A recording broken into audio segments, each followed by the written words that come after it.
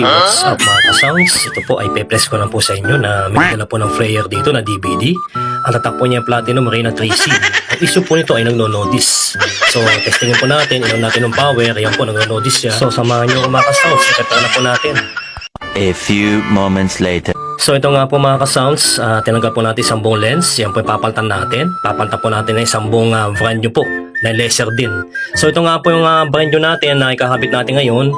So ito nga po, salpak natin sa pinaka-tray niya. At maya-maya po ng konti ay mga ka-sounds ay ating pong testing na to. Sana all. A few moments later. So ito nga po, pinalitan natin isang buong lens. At ngayon naman po, itetesting na natin. On natin ang power.